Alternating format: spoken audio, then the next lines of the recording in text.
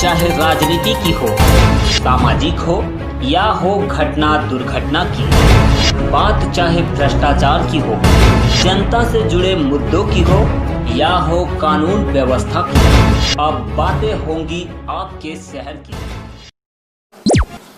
74 से आज कर्मचारी हम नहीं बढ़ा पाए, रोजगार हम नहीं बढ़ा पाए, तकनीक हम बढ़ाने का दावा करते हैं, लेकिन उस तकनीक से लोगों को रोजगार की वृद्धि कितनी हुई है हम नहीं बता पाए। रेलवे का इतिहास रहा है मान्यवर कि रेलवे ने देश की तरक्की में अपनी महत्वपूर्ण भूमिका निभाई है, रेलवे ने देश के विकास में अपनी महत्वपूर्ण भूमिका निभाई है। लेकिन उस रेलवे के साथ आज सरकार क्या कर रही है, इसके बारे में हमें गंभीरतापूर्वक विचार करना पड़ेगा। माननीय मंत्री जी यहां पर बैठे हैं। अभी पिछले कुछ दिनों पहले कहा गया साहब 150 ट्रेनें निजी हाथों में दी जाएंगी, 50 प्लेटफॉर्म निजी हाथों में दिया जाएगा। मुझे याद है मान्यवर, एनडीए के संयोजक रह चुके हैं जाट साहब, आज इस दुनिया में नहीं है, उनको श्रद्धांजलि देना चाहूंगा इस अवसर पर। 74 में उन्होंने बहुत बड़ी हड़ताल की थी, और जो 1974 की हड़ताल थी माननीय रेलवे की, उस हड़ताल में मांग थी कि 5 लाख कर्मचारियों को पक्का करो, और तब रेलवे के नियमित कर्मचारियों की संख्या थी 15 लाख, ट्रेनों की संख्या थी 11,000, आज ट्रेन हो गई 22,000, कर्मचारियों की संख्या घट के हो गई 13 लाख।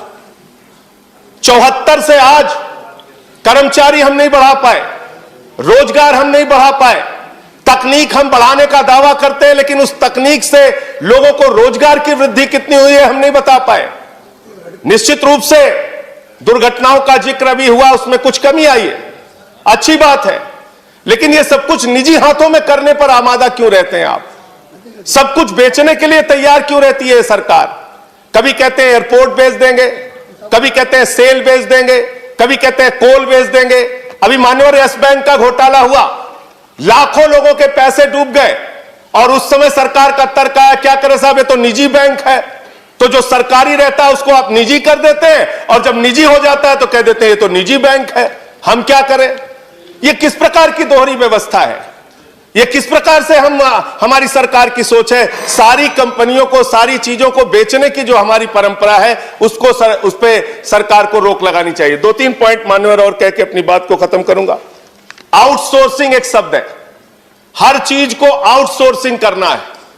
आउटसोर्सिंग कितना बड़ा घोटाला है और कितना बड़ा एक कर्मचारियों के साथ धोखा है, इसके बारे में भी सरकार को विचार करना चाहिए। ठेके पे आप सब कुछ दे देते हैं, सफाई से लेके सब कुछ आप ठेके पे दे देते हैं, और जो कर्मचारी काम करते हैं उन कर्मचारियों से ज्यादा तनख्वाह पे दस्तखत करा के कम तनख्वाह दी जाती है। मांग हुई तो आपने बैंक के खाते खुलवा दिए, जो ठेकेदार है उसने एटीएम लोगों के लेके रख लिए, वो पैसा खुद निकाल लेता है तनख्वाह आने के बाद। तो मेरा ये कहना है, ये एक आउटसोर्सिंग का जो नाम देके सारी चीजों को आप बाहरी व्यवस्था को निजी हाथों में देने का काम करते हैं, वो कर्मचारियों के साथ, ठेका मजदूरों के साथ एक बहुत बड़ा शोषण है।